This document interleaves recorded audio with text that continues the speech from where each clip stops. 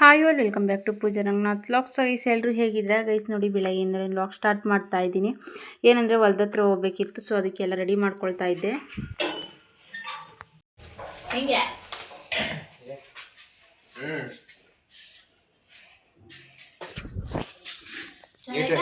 Super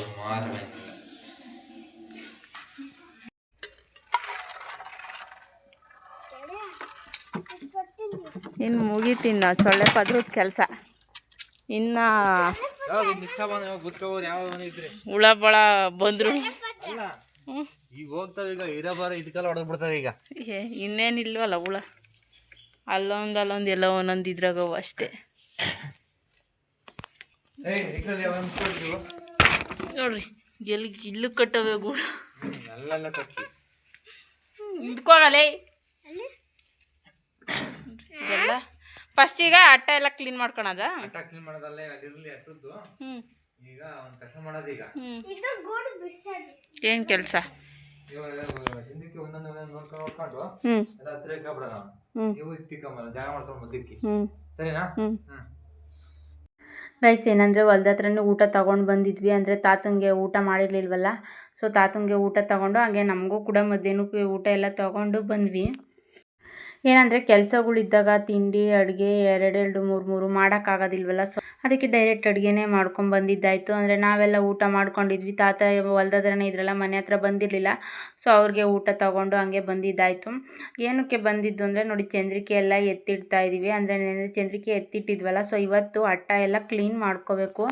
ಅಟ್ಟದಲ್ಲೆಲ್ಲ clean ಮಾಡಿಕೊಂಡ್ರೆ ನಾಳೆ ಚಂದ್ರಿಕೆ ಬಿಡ್ಸೋಕ್ಕೆ, ಅಂದರೆ ಗೂಡು ಬಿಡ್ಸೋಕ್ಕೆ ಬರ್ತಾರೆ, ಕೂಲರೆಲ್ಲ ಬರ್ತಾರಲ್ಲ, ಸೊ ಅವತ್ತಾಗಲ್ಲ. ಅಟ್ಟ ಎಲ್ಲ ಕ್ಲೀನ್ ಮಾಡಿಕೊಂಡು ಮತ್ತು ಚಂದ್ರಿಕೆಯನ್ನು ಗೂಡು ಎಲ್ಲ ಬಿಡಿಸ್ಕೊಂಡು ಅಂದರೆ ಆಗೋದಿಲ್ಲ. ಸೊ ಅದಕ್ಕಿವತ್ತು ಚಂದ್ರಿಕೆದು ಏನೇನು ಇರುತ್ತಲ್ಲ ಅಟ್ಟದಲ್ಲಿ ಅದನ್ನೆಲ್ಲ ಕ್ಲೀನ್ ಮಾಡ್ಕೊಂಡ್ಬಿಟ್ಟು ಟೈಮ್ ಸಿಕ್ಕರೆ ಗೂಡು ಎಲ್ಲ ಬಿಡಿಸ್ಕೊಳ್ಳೋಣ ಅಂತಂದು ಬಂದ್ವಿ. ನೋಡಿ ಮಧ್ಯಾಹ್ನಕ್ಕೆ ಊಟ ಹೊಲ್ದ ಹತ್ರನೇ ತಂದಿದ್ವಲ್ಲ, ಸೊ ಸೊಪ್ಪಿನ ಸಾಂಬಾರು ಮುದ್ದೆ ಮಾಡಿದ್ದಿದ್ದು ಹೊಲ್ದ ಹತ್ರನೇ ತಂದಿದ್ದೆ ಊಟನ. ಮಧ್ಯಾಹ್ನಕ್ಕೂ ಕೂಡ ಮಕ್ಕಳಿಗೆಲ್ಲ ಹಚ್ಕೊಂಡಿರ್ತಾರೆ ಮತ್ತು ಸಂಜೆ ಹೋಗೋರ್ಗೂ ಇರಲ್ವಲ್ಲ, ಸೊ ಅದಕ್ಕೆ ಎಲ್ಲರೂ ಮಧ್ಯಾಹ್ನ ಟೈಮ್ ಊಟ ಮಾಡ್ತೀವಿ ಹೇಳ್ರಿ. ನಾವೇನು ಮಧ್ಯಾಹ್ನ ಟೈಮು ಊಟ ಮಾಡ್ದಿರೋ ಥರ ಇರೋದಿಲ್ಲ, 3 ಟೈಮು ಊಟ ಮಾಡೇ ಮಾಡ್ತೀವಿ. ಅದಕ್ಕೆ ಮಕ್ಕಳಿಗೆಲ್ಲ ಮತ್ತು ಹಚ್ಕೊಂಡಿರ್ತಾರೆ, ಹೊಟ್ಟೆ ಹಶು ಅಂತಿರ್ತಾರೆ ಅಂತಂದು ಡೈರೆಕ್ಟ್ ಹೊಲ್ತಾಗೆ ಊಟ ತೊಗೊಂಡು ಬಂದ್ವಿ. ಸೊಪ್ಪಿನ ಸಾಂಬಾರು ಮುದ್ದೆ ಹಾಗೆ ಮಜ್ಜಿಗೆ ಎಲ್ಲ ತೊಗೊಂಡು ಬಂದಿದ್ದೀನಿ. ನೋಡಿ ಹೊಲ್ದ ಹತ್ರ ಊಟ ಮಾಡೋದು ಏನೋ ಒಂಥರ ಗಾಳಿ ವಾತಾವರಣದಲ್ಲಿ ಊಟ ಮಾಡ್ತಿದ್ರೆ ಆಹಾ ಎಷ್ಟು ಚೆನ್ನಾಗಿರುತ್ತೆ ಅಲ್ವಾ. ಏನಂದರೆ ಮಕ್ಕಳಿಗೆ ತೆಟ್ಟೆ ತಂದಿರಲಿಲ್ಲ, ಅಂದರೆ ಬಾಳೆ ಎಲೆಗೆ ಊಟ ಕೊಟ್ಟಿದ್ದು. ಸೊ ಮಣ್ಣು ಬೀಳುತ್ತೆ ಮತ್ತು ಅವರು ಎದ್ದೇಳ್ತಾರೆ, ಕೂತ್ಕೊತಾರೆ, ಹತ್ತು ಇತ್ತು ಅಳ್ಳಾಡ್ತಿರ್ತಾರೆ. ಮಣ್ಣು ಬಿದ್ದರೆ ಮತ್ತೆ ಹೊಟ್ಟೆ ಒಳಗೆ ಹೋದರೆ ಕಷ್ಟ ಅಂತಂದು ಕೆಳಗಡೆ ಒಂದು ರಗ್ ಹಾಸ್ಬಿಟ್ಟು ಕುಂಡಿಸಿದ್ದೀನಿ ಅದ್ರ ಮೇಲೇ. ಮತ್ತು ಎಲ್ಲ ಮಣ್ಣು ಬೆರೆಸ್ಕೊತಾರೆ ಊಟಕ್ಕೆ ಅಂತಂದು. ಗೈಸ್ ನೋಡಿ ಮನೆ ಹತ್ರ ಹೋಗ್ತಾ ಇದ್ದೀವಿ. ಇನ್ನು ನಾಳೆ ಕೆಲಸ ಇದೆ. ಅಂದರೆ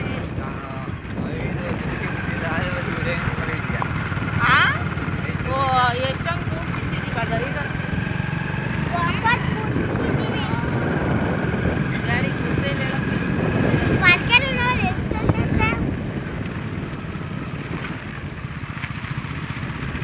ನಾಳೆ ಮತ್ತೆ ಬರಬೇಕು. ಇವತ್ತು ಸ್ವಲ್ಪ ಮಾತ್ರ ಅಟ್ಟ ಎಲ್ಲ ಕ್ಲೀನ್ ಮಾಡಿಬಿಟ್ಟು ಬಿಡಿಸಿರೋದಷ್ಟೇ. ನಾಳೆ ಮತ್ತೆ ಬಂದು ನಾಳೆ ಕೆಲಸಕ್ಕೆಲ್ಲ ಬರ್ತಾರೆ, ಊಟ ಬಿಡ್ಸೋಕ್ಕೆಲ್ಲ ಹೆಂಗಾಳು ಬರ್ತಾರೆ. ಆವಾಗ ನಾಳೆನೂ ಬಂದರೆ ಕ್ಲಿಯರ್ ಆಗೋಗುತ್ತೆ. ನಾಡ್ದು ಮಾರ್ಕೆಟ್ಗೆ ಹೋಗ್ತಾರೆ.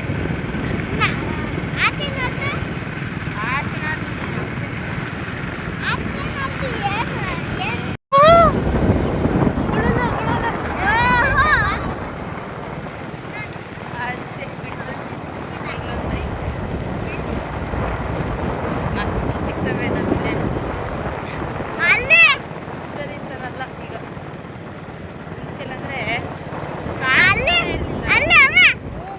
ಕೈ ಬಡಿಬೇಡ, ಫೋನ್ ಬೀಳುತ್ತೆ.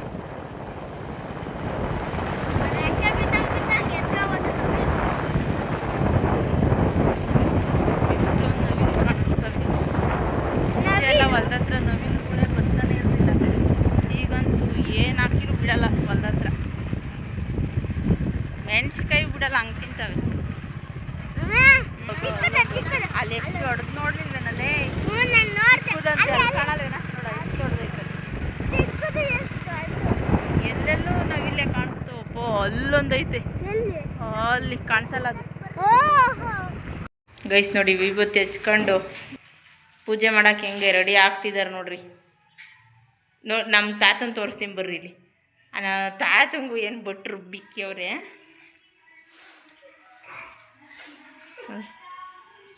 ಯಾರ ಜೊತೆ ಇಕ್ಕಿದ್ದು ನಿಮ್ಗೆ ಬಟ್ಟಂಗೆ? ಇವ್ರೇ ನೋಡಿ, ನಮ್ಮ ತಾತಂಗೂ ರುಬ್ಬಿಕ್ಕಿರೋದು ಬಟ್ನ. ಅಯ್ಯ ನಿಮ್ಮನ್ನ. ಸೊ ಗೈಸ್ ನೋಡಿ, ಸಂಜೆ ನೈಟ್ ಆಗಿತ್ತು ಆಲ್ರೆಡಿನ. ಏನಂದರೆ ಹೊಲ್ದ ಹತ್ರ ಹೋಗಿದ್ವಲ್ಲ, ಬಂದುಬಿಟ್ಟು ಮನೆ ಕೆಲಸ ಎಲ್ಲ ಮುಗಿಸ್ಬಿಟ್ಟು ಬಟ್ಟೆ ತೊಳ್ದಾಕೋಣ ಅಂತಂದು ತೊಳ್ದಾಕ್ತಾ ಇದ್ದೀನಿ. ನೈಟ್ ಆದರೂ ಪರವಾಗಿಲ್ಲ, ಬಟ್ಟೆ ಎಲ್ಲ ತೊಳ್ದಾಕ್ಬಿಡೋಣ ಅಂತಂದು. ಮತ್ತೆ ಜಾಸ್ತಿ ಬಟ್ಟೆಗಳಾದರೆ ಜಾಸ್ತಿ ಹಂಗಂಗೆ ಬಿದ್ದಿರ್ತವೆ ಬಟ್ಟೆಗಳು, ಮತ್ತು ನಾಳೆ ಬೇರೆ ಗೂಡು ಬಿಡಿಸ್ಬೇಕಲ್ವಾ. ಸೊ ಅದಕ್ಕೆ ಇವತ್ತೇ ಎಲ್ಲ, ಇವಾಗ ಎಷ್ಟಿದಾವೋ ಬಟ್ಟೆ, ಒಂದು ಬ್ಯಾಸ್ಕೆಟ್ ಪೂರ್ತಿ ತುಂಬಿದ್ವು, ಅವನ್ನೆಲ್ಲ ತೊಳ್ದಾಕ್ತಾ ಇದ್ದೀನಿ ಇವಾಗ. ಇವತ್ತು ನೈಟ್ ಏನು ಮುದ್ದೆ ಏನು ಮಾಡೋಕ್ಕೆ ಹೋಗಿರಲಿಲ್ಲ. ಏನಂದರೆ ಅನ್ನನೇ ಮಾಡ್ಕೊಂಡ್ಬಿಟ್ಟು ಅನ್ನ ಮಾಡಿದ್ದೆ. ಯಾಕೆಂದರೆ ಹಲಸಿನ ಹಣ್ಣೆಲ್ಲ ಇತ್ತಲ್ಲ, ಸೊ ಎಲ್ಲ ತಿಂದ್ಬಿಟ್ಟು ಮತ್ತೆ ಜಾಸ್ತಿ ಆಗುತ್ತೆ, ಇನ್ನೇನು ಊಟ ಯಾರೂ ತಿನ್ನೋದಿಲ್ಲ ಅಂತಂದು. ಅದಕ್ಕೆ ಇವತ್ತೆಲ್ಲ ಅನ್ನ ಮಾಡಿದ್ನಲ್ಲ, ಕುಕ್ಕರ್ಗೆ ಅಕ್ಕಿ ಹಾಕಿ ಬಂದಿದ್ದೀನಿ. ಬಟ್ಟೆ ಎಲ್ಲ ಒಣಗಾಕಿ ಬಿಡೋಣ ಅಂತಂದು ಅಜ್ಜಿಗೆ ಹೇಳಿ ಬಂದಿದ್ದೀನಿ. 2 ವಿಸಿಲ್ ಆಗಿದ ತಕ್ಷಣ ಆಫ್ ಮಾಡ್ತಾರೆ. ಸೊ ಅದಕ್ಕೆ ನಾನು ಬಟ್ಟೆ ಹಾರಾಕಿ ಬಂದುಬಿಡೋಣ, ಮತ್ತೆ ಹಂಗೆ ಇಟ್ಕೊಂಡ್ರೆ ಬೆಳಗ್ಗೆವರೆಗೂ ಅವು ಚೆನ್ನಾಗಿರಲ್ಲ, ಸ್ಮೆಲ್ ಬರ್ತವೆ ಅಂತಂದು ಬಟ್ಟೆ ಹಾರಾಕ್ತಾ ಇದ್ದೀನಿ. ಆಗಲೇ ಹೇಳ್ದಂಗೆ ಹಲಸಿನಣ್ಣು ಇತ್ತು ಅನ್ನಲ್ಲ, ಸೊ ಅದನ್ನು ಹಲಸಿನಣ್ಣನ್ನ ಕೊಯ್ತಾ ಇದ್ದೀನಿ. ಏನಂದರೆ ಯಾವಾಗಲೂ ಹೇಳ್ದಂಗೆ ವಿಡಿಯೋದಲ್ಲಿ ಯಾವಾಗಲೂ ಹೇಳ್ತಾ ಇರ್ತೀನಿ ನಾನು. ಸೊ ಹಲಸಿನಣ್ಣು ಕೊಯ್ಬೇಕು ಅಂದರೆ ನಾನೇ ಕೊಯ್ಯೋದು, ಯಾಕೆಂದರೆ ನಮ್ಮ ಮನೆಯವ್ರೇನು ಅಷ್ಟು ತಲೆ ಕೆಡಿಸ್ಕೊಳಲ್ಲ ಹಲಸಿನಣ್ಣಿನ ಬಗ್ಗೆಗೆ. ಎಷ್ಟೆಷ್ಟು ದಪ್ಪ ಇರೋದು ಈ ಸರಿ ಯಾಕ ರೋಗ ಹೇಳು ಅದಕ್ಕೆ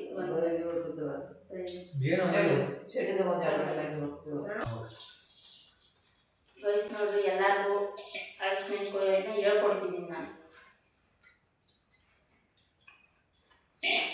student understand? Yes ma'am Ambar ಯಾರು ಇಲ್ಲಪ್ಪ, ಎಲ್ಲ ಸುಮ್ಮನೆ ತಿಂತಾವ್ರೆ. ಎಸ್ ಮ್ಯಾಮ್ ಅನ್ಬೇಕು, ಹೇಳ್ಕೊಡ್ತಿದ್ದೀನಿ ತಾನೆ.